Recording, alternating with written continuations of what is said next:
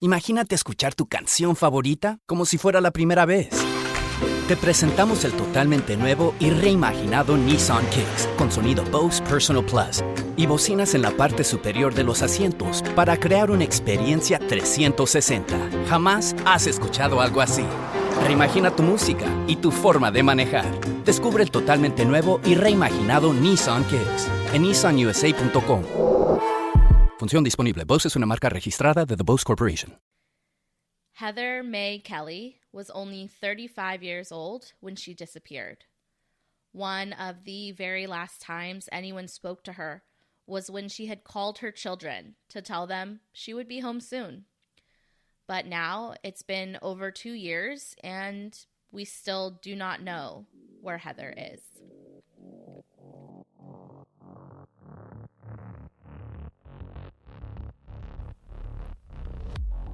Welcome to Like Mother, Like Murder. I am Rachel. And I'm Heather. We bring you the good, The badass, and the crime. This is Like Mother, Like Murder.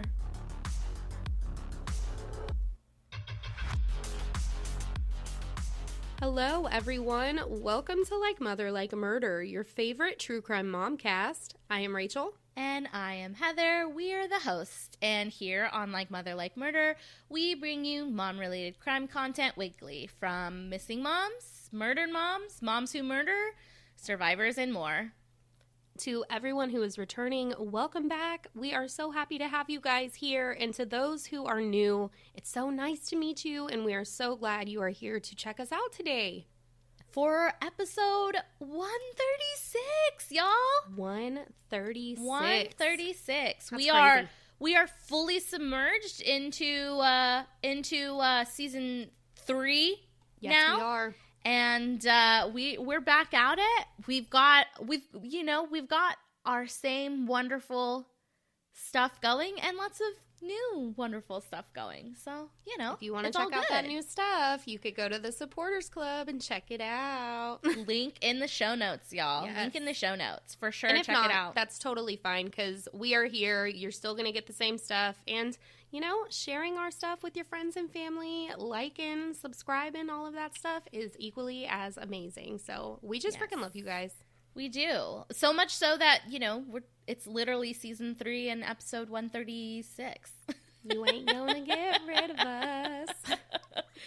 And we are fully in December. We are fully in holiday mode.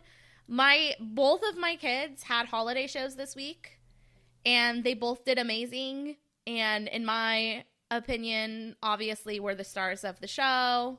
Oh, and are just, the most amazing. The most amazing. But now, Rachel, I might need to get some advice because this is the first year that I'm going to have a kid not like in daycare all the way up until like she's off next week. And I'm like, what do I do with my child?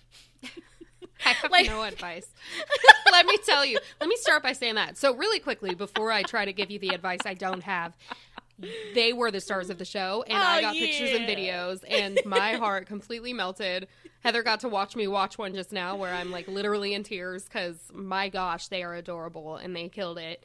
They're going to take after you, and I love it so much.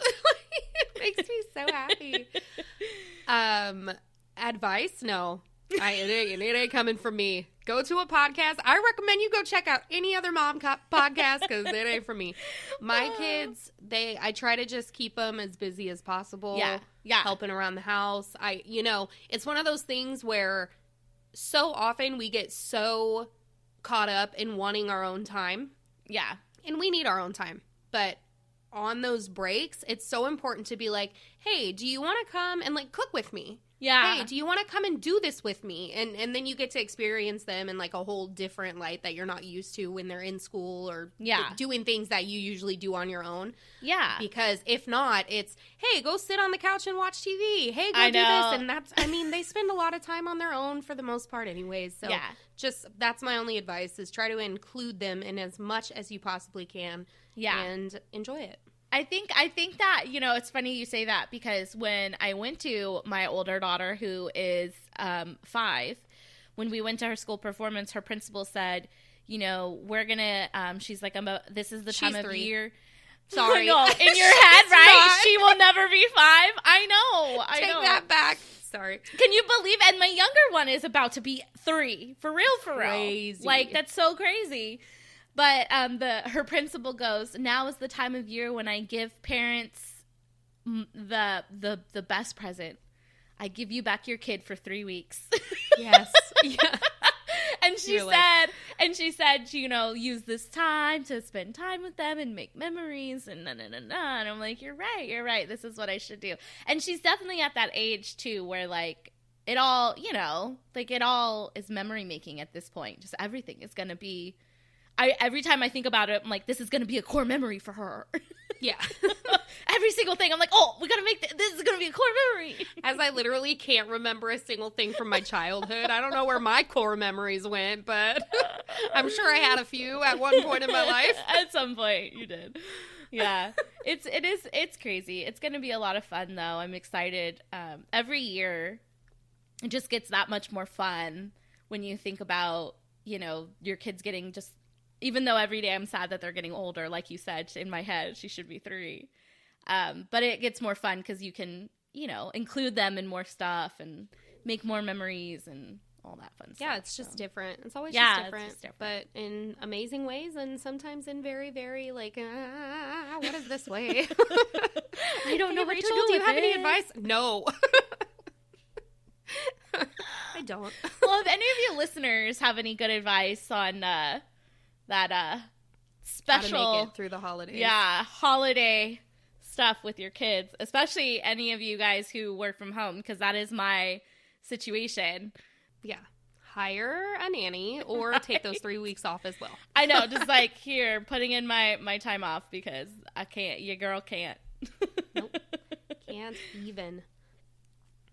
All right, so we need to shout someone out, and today we got to shout out our little besties, our friends over at Beyond the Shadows, Ryan and Scott.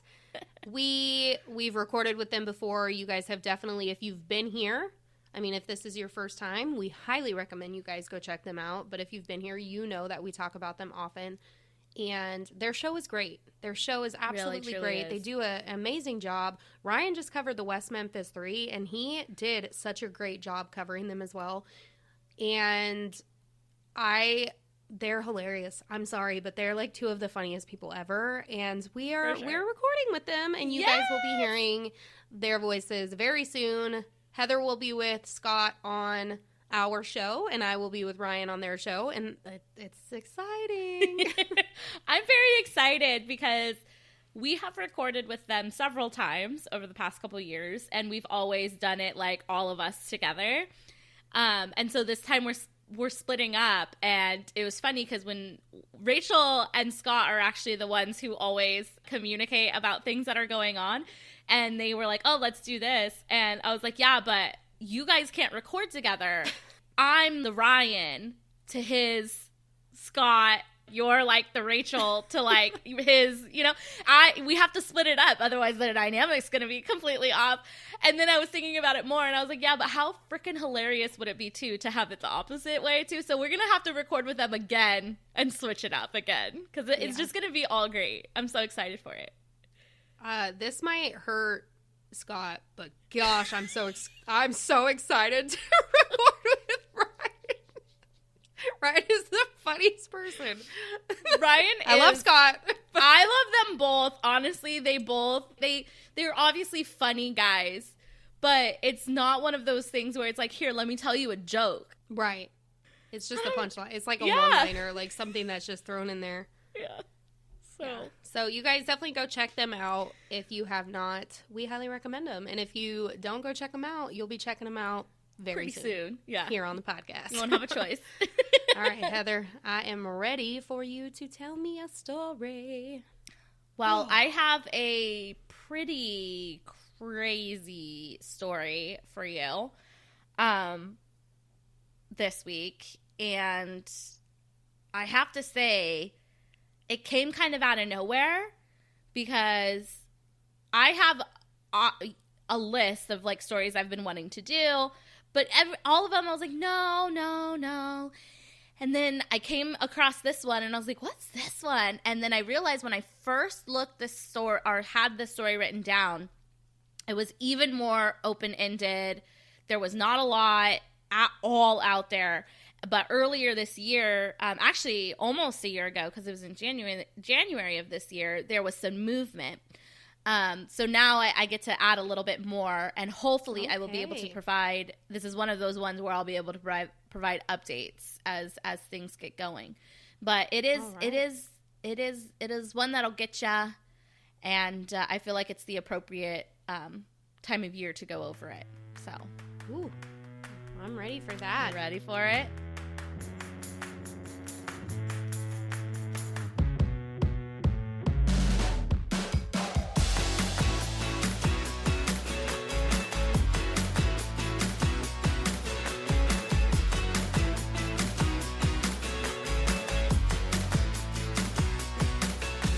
Mae Kelley was 35 years old and a mother of 8 children when she went missing in December of 2022.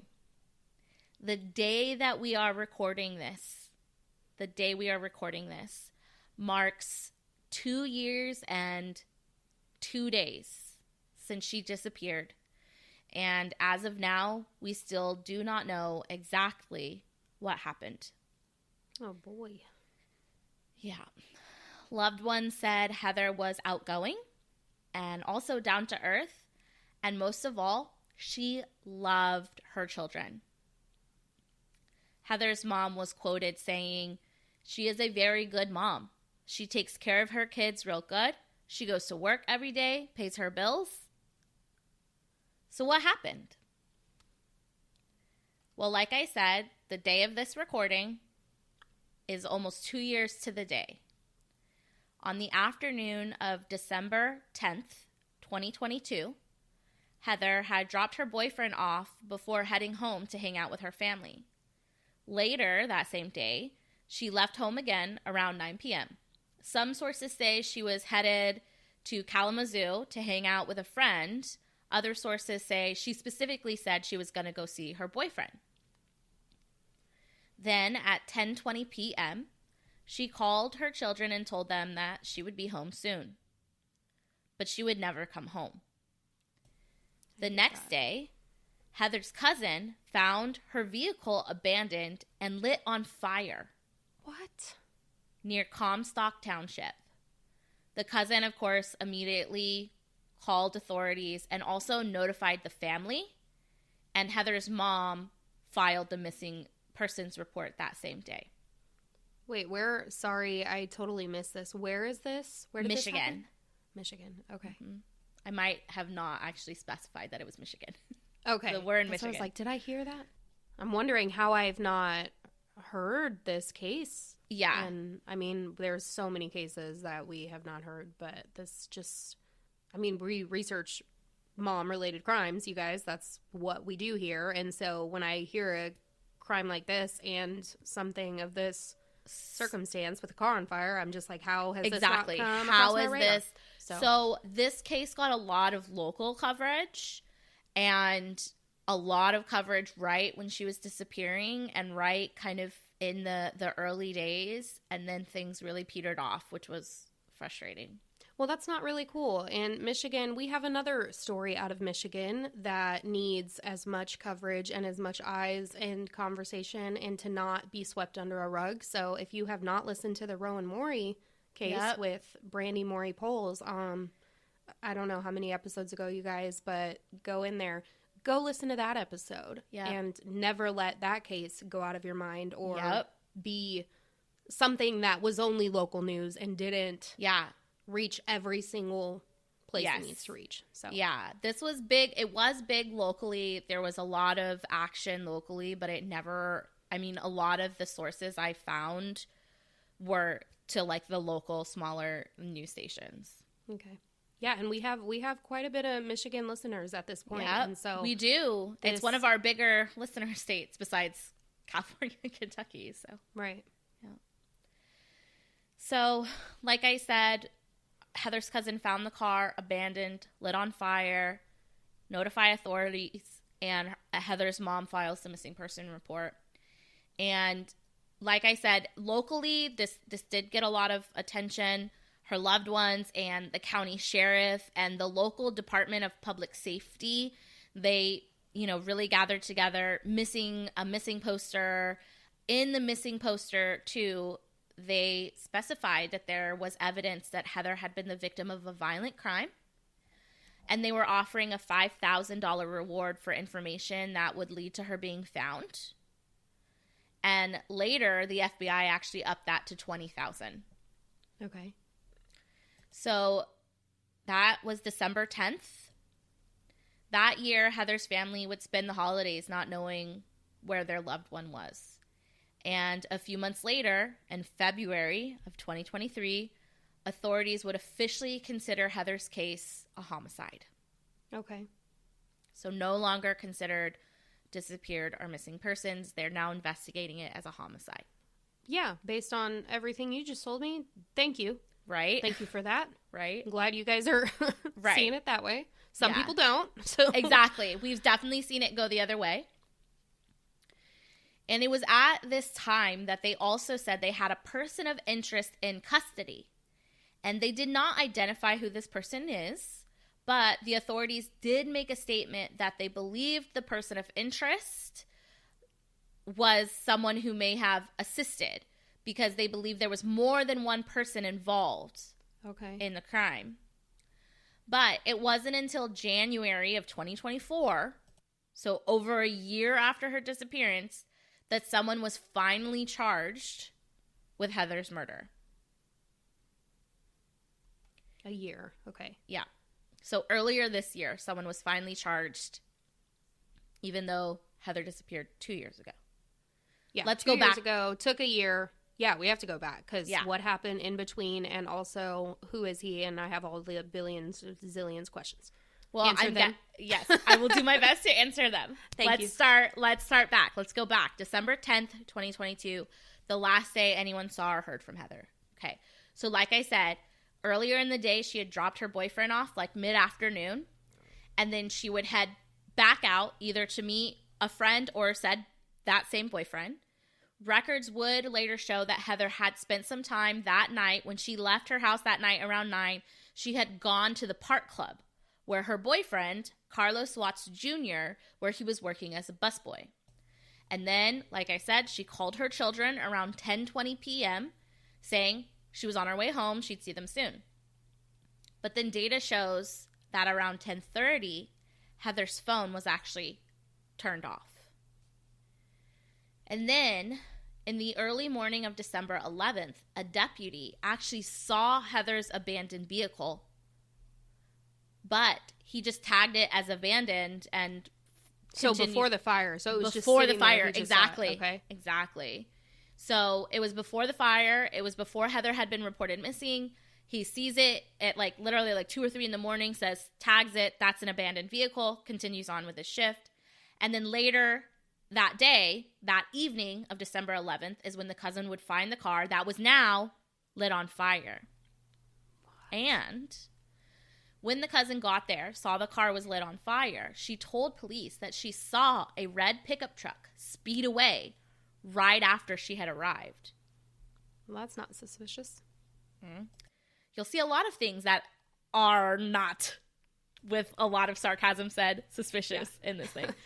So when authorities got to the scene, they, of course, had to put out the flames. And luckily, not all the evidence was lost. Good. So remember, the missing persons flyer, it did specify that they had reason to believe that Heather had been the victim of a violent crime. Well, they found Heather's blood and her hair in the backseat of the vehicle. And they also found her clothes nearby where the vehicle was, but they did not find Heather. So she's still missing at this point. So Heather's car, where it was found abandoned and lit on fire, was about 4 miles from the park club where she had gone the night before to meet her boyfriend. And it was about 2 miles from where her boyfriend was staying at the time. Her boyfriend, Carlos Watts Jr., had been staying at a halfway house since July of that year on supervised release. He was finishing a federal sentence for a cocaine conviction that had included a murder-for-hire plot. Oh. Yeah. So that's not suspicious. Not suspicious at all. We're gonna name this episode Heather Kelley Not Suspicious? ? Oh boy. So, of course, investigators doing what they do after they found the car and the missing persons report is filed, they go to question the boyfriend. Okay? During the initial investigation into her disappearance, so they're just coming, they're questioning when's the last time you saw her, all of that. He says that the last time he saw her was actually not the night before at the park club where he worked, but actually that afternoon when she had dropped him off at the halfway house he was staying at. So he's saying that even though she went there for work, he did not see her. He's saying he did not see her. Okay. He's saying he didn't see her. After that, she dropped him off the afternoon. I don't like his last name. Right? Me either. So, in addition to, of course, this initial investigation into her disappearance, Heather's family and the authorities, they quickly rallied together to try to locate Heather. So there was missing notices, there was a bunch of Facebook posts, statements made by the family, statements made by investigators. And shortly after her disappearance, Heather's mom said that she hadn't lost hope that Heather was alive and safe. She was quoted as saying, "I'm missing her bad, and I just want her to come home." Yeah. Oh, it's so heartbreaking. Yeah. So it was, especially when you consider and remember, she has 8 kids at home. Yeah. 8 children. She's a mom. Her mom said how well she was doing. She was working, to provide and be everything she could be. And then... Yep. So it was in the early days of the investigation, okay? Specifically, 4 days after Heather had last been seen and 3 days after they had found the car, that her boyfriend, Carlos Watts Jr., was arrested and charged with escaping his halfway house. So remember, he's there. He's there on supervised release. He had escaped his halfway house. Police actually found him at a house in Battle Creek, about 25 miles away from this whole area. Yeah, where are you going? Yeah. And it took a 2-hour standoff before he was finally arrested. So what happened was, days earlier, Watts had cut off his GPS tracker. He was actually seen on surveillance footage reaching across the desk of his residence, taking a pair of scissors off of the desk and cutting his ankle monitor off, which they found ditched, grabs all his stuff from the halfway house and leaves without permission, which of course is a violation of his custody. Which of course sounds very guilty. Especially because him taking off happened literal hours after the police had come to question him about Heather's disappearance. Right. On top of that, other evidence shows that his tracking monitor actually had gone dead the night of December 10th. Oh, and was not turned back on until the next morning. Oh, gosh, this guy. So his tracking monitor was actually out for a total of 8 hours. So they couldn't see if he was actually at work and what he did after. Don't know where he was. All right. Things are adding up for me. I mean, and on top of that... More? His phone had also been turned off. But they still were able to get some location data off of it. And it put his phone where Heather's vehicle was found the next day. Of course it did. He also asked for a new phone number the next day. This guy's a freaking genius. Yeah. I'm so glad so many criminals are absolutely ridiculously dumb. Psst, hey, everyone. It's just us in the middle of one of our own episodes. We have huge news we want to share with you all. We now have ad-free listening and bonus content. Yep, you heard that right. We have a supporters club for exclusive VIP OG listeners like yourself. Or if you just really hate ads, you can join us as well. If you join the Supporters Club, you will get ad-free listening on every episode, one bonus episode each month, and a few other perks here and there. You can find the link in the show notes to check it out. All right, back to the episode. Okay, so now I need to know who else was involved and what else took place. Okay, keep going. Okay. So Watts would actually later plead guilty to that violation of escaping his custody, right? Because he's not supposed to leave his halfway house without permission. So he would later plead guilty. But he said that the reason he escaped was because Heather's brother was texting him death threats.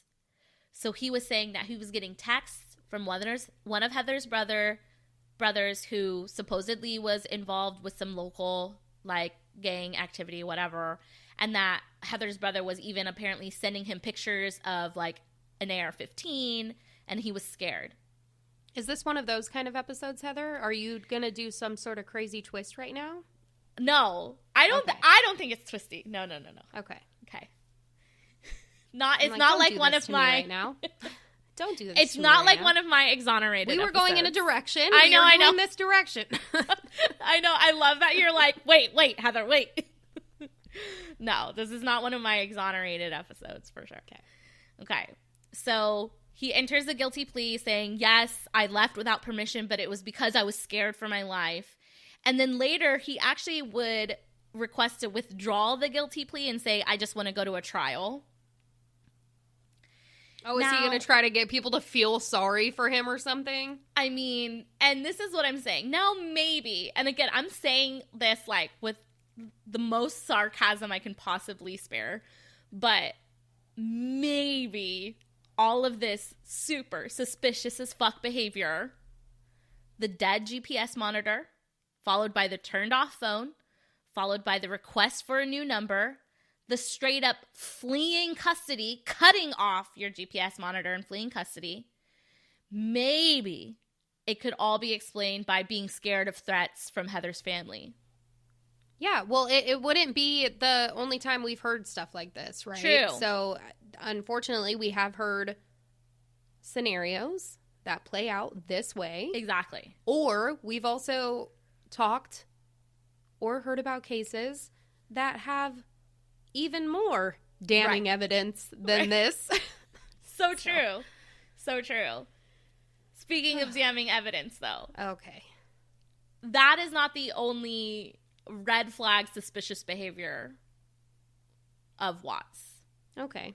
So remember that during the initial investigation into Heather's disappearance, that the police came to question him. Obviously, he's the boyfriend. He lied to detectives. He said that the last time he'd seen Heather was that afternoon when she dropped him off. But the phone records show that she was at the park club where he worked. Okay? So phone records show that they were there together. And phone records show that they were there together before the GPS monitor died. Right? But phone records also show, even though the GPS monitor died, phone records, GPS, put him near where Heather's vehicle was found. On top of that, when Watts got back to the halfway house that night after his shift at the park club and then his phone putting him near where Heather's car was, a roommate noticed that he had deep scratches on his chest and his back. Deep scratches. He took off his clothes. He put them in a washer. He got in the shower. He washed himself. Like all of the things that make so much sense. Okay. All of the above. So let's just recap really quick. Okay. Did the roommate come forward and say this? They did. Like the roommate did. Like the roommate. Yeah. Okay. Yeah. Thank you, roommate. Thank you for doing the right thing. So December 10th. Both Heather and her boyfriend's, Chris Watts' phone records put them, did I say Chris? Carlos Watts. Hate that name. Put both Heather and Watts' phone records, put them at the park club the night of December 10th. She calls her kids at 10:20 p.m. saying she's on her way home. His GPS monitor goes dead. Her phone is turned off. His phone is turned off, but still able to be tracked to where Heather's vehicle was found. He gets back to his halfway house hours later, where a roommate sees scratches on him. Then his GPS monitor is turned back on. Hours later, Heather's car is found abandoned and on fire. She's reported missing. He's immediately questioned about the disappearance, where, of course, he lies about the last time he saw her. He then cuts his monitor off and runs.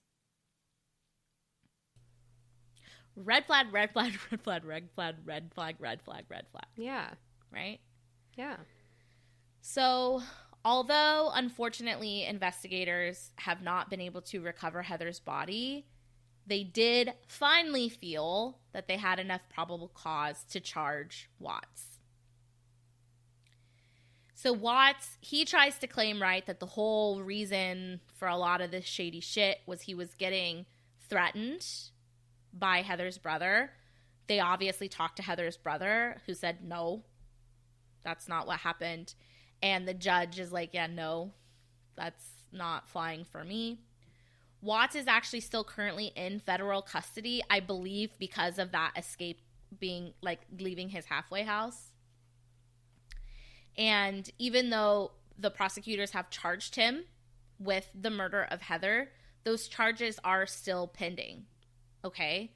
So we're still at the very, very beginning stages of this.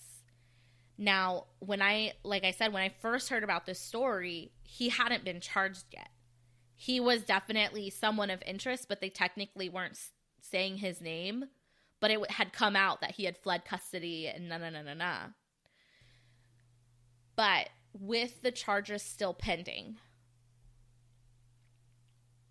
I feel the need, especially because, like you said, Rachel, we do have a lot of listeners in Michigan. Anyone with information about this case should call the Kalamazoo County Sheriff's Office at 269-383-8748, or you can call the Portage Department of Public Safety at 269-329-4567, or the FBI is on this case because he fled federal custody. Submit tips online at tips.fbi.gov. I want to remind everyone that Watts has been charged, okay? And yes, he is in jail because of him fleeing his federal custody. But someone needs to be held responsible for Heather no longer being with her family. And so her body is still missing right now? Yeah. And he's saying he's still holding to the fact that apparently he was, whoa, I was scared of her brother. Okay, anyways. What? That's the biggest thing, you guys. And obviously, we have covered cases before where they never found a body. Jennifer Dulos was a big one where, kind of similar to this one, where people were on the investigation, the right people were getting questioned, you know, all that. People ended up in court for her murder, and, you know, there was no body. We've covered no body cases before, but if you guys understand how, you know, courts work, if you have information, please contact the right people. We'll obviously put all of the contact information in our show notes. And as for Heather's family, especially for Heather's family, they deserve, I mean, I hate saying they deserve closure because you never really get closure. When something like this happens to your family, you don't. But, like, they deserve more than what. They only get answers. Yeah, yes. It's nothing will ever be the same. Right. But they still deserve to have that the final answer, the final no, the final, yes, closure in a way, the final justice of knowing that the person responsible for what has happened to tear their life apart in this horrific way is serving time for what they've done. Exactly. Is being held accountable for their actions. They need to be held accountable. Yes. Yeah. So you talk about the fact that we have covered cases where people have, you know, no body has been found, but we've covered cases where the body has been found, right? And so this person, someone knows something. We say it all the time. Someone knows something. And whether it's this person who deserves to rot forever, if in the case person guilty, which seems who helped them cover it up, because we know that there's someone else involved.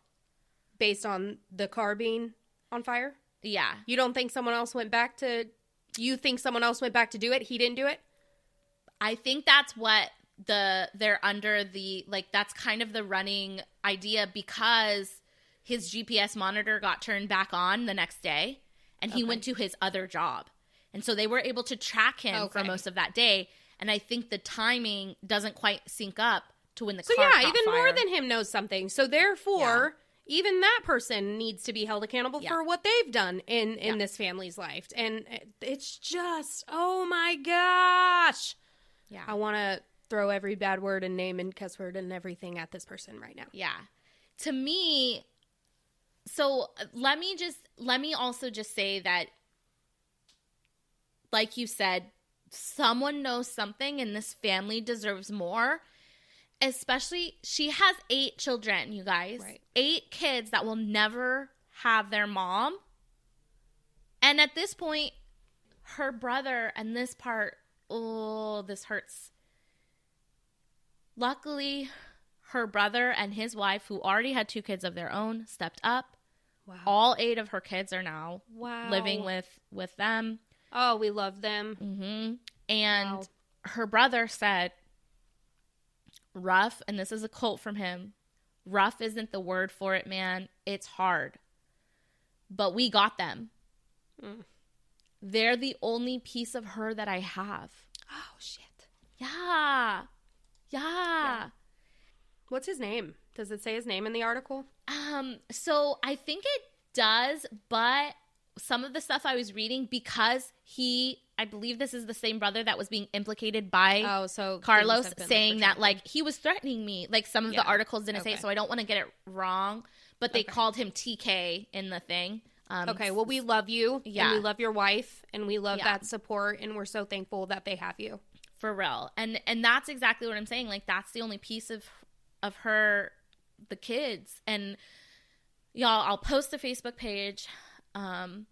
So you can go, you can support, you can all of the things. But I believe it's Heather's sister that posts on there a lot. And she mentioned in one of the posts saying that it's crazy to her that she sees Heather in those kids like every day.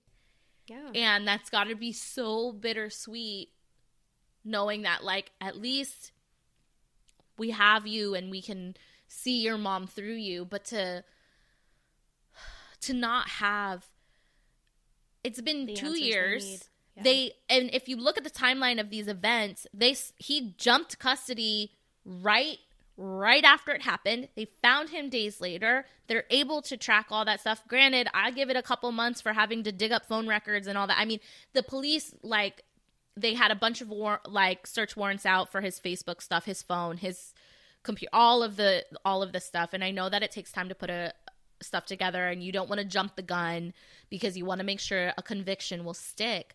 But he was charged in January. We want things to happen faster, sooner, but you're right that it has to be done the right way. It has to be done the right way, but, like, we need to not let this sit, because I don't want this to be another Jennifer Dulos case, that they don't have her body, that they can't fully lay her to rest, that they have to sit there not knowing what exactly happened to their loved one. Like, they deserve answers, and they deserve to know that the person responsible is being held accountable. So, I mean, I just hope that everything's happening in the right way. Lord knows the court systems are all, you know, they got all these whatevers, but like that just... Wow. That's what's crazy. Like, this is can you believe you never heard of this before? No, I can't believe I haven't heard of this. Like I said at the beginning of the episode, you guys, being specific to the mom-related content, right? Like, of course, we're not going to hear about every single case there is, and there's so much. It's so sad and tragic how many awful and cruel and horrific things that happen all the time, and we're just one specific tiny little itty-bitty genre of that. Right. And that is where it surprises me that I haven't heard about Heather Kelley's case, because we specifically searched for it. So. Yeah. These are the types of this is why we started doing it, though, right? Like, we want to bring awareness to cases like this who are not... don't have that full piece of closure, that didn't get a national spotlight in terms of being able to get people calling in tips and providing evidence so that the family can have answers. Like, this is part of the reason we do this, so that someone will listen to this and say, you know what, I actually saw something somewhere. I saw a red truck here on the night of December 10th. I actually worked down the street. Because, like, if you think about this, all of this shit happened, Rachel, I shit you not, within, like, a 5-mile radius. Like, everything was so small. From where he worked to where he lived to where her car was found, doof, like in here. Coworkers, people passing by, people that get up, you know, are driving down that street during that certain time. There's so many people where there's the possibility that one thing might trigger a memory, something that would help them recollect just one piece that needs to help to find her. And also... yeah, he is currently charged and awaiting for... Yeah, but but not for what he... Like, he needs to be serving a sentence. Correct. Yeah. But what I was going to say is that he currently is, but if you're saying that there is... oh, there's someone else. Yeah, there's someone else. That also needs to be figured out. So... yep. I hope you guys, like she said, she put those numbers out there. They will be in the show notes and on our socials. Along with pictures and information. So she was so please beautiful. Look into that. Seriously. So she was 35 2 years ago. She's 37.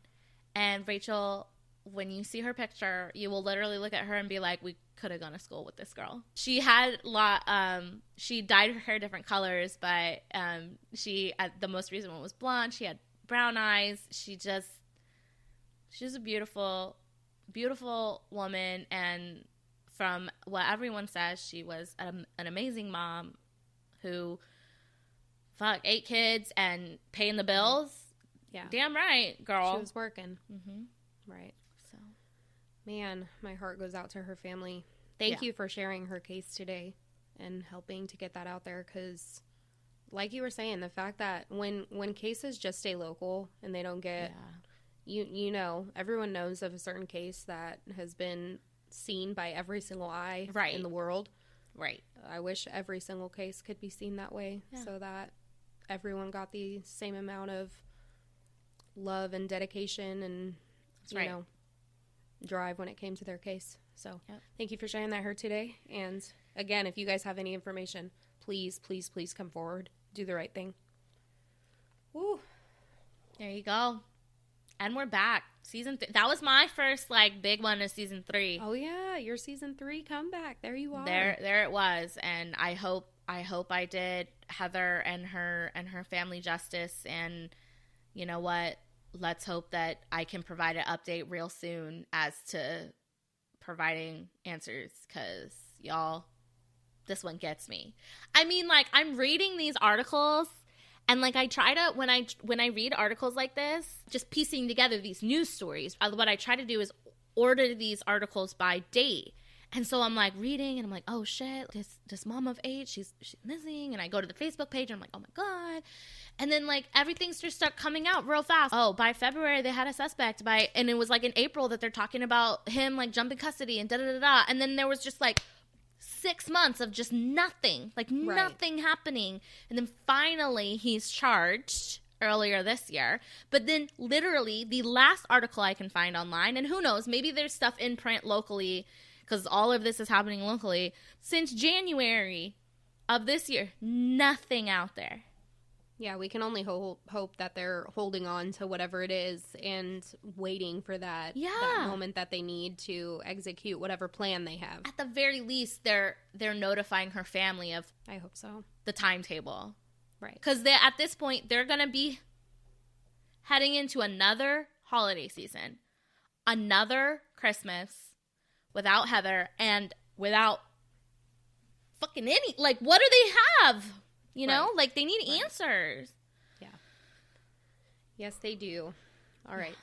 I hope that you can come with a update on that very, very soon. Same. We will keep looking into that, you guys. And that is it for today. That's it for today. We will, you guys, I think this is actually the day before Christmas, now that I'm thinking about it. So if you guys are listening, I believe that this comes out on Christmas Eve. So if you guys are listening to this on Tuesday, we hope that you guys have a very blessed holiday, an amazing holiday. And if you guys are people who have everyone sitting with you, be so thankful. Yep. Shit, I'm fine. Stop it. I'm not. You're fine. I can't. We're all fine here, guys. Sorry, that's hard. But just think about that. We did the homicide tree, and now she covers Heather Kelley. And there's so many people who are not able to sit with the people that they love this holiday season. So be thankful. Give extra hugs. And I'm fine. I love you all. Talk to you later. Okay, love you. Bye. I love you. Bye. Merry Christmas. We love you. Stop it. You're going to make me cry.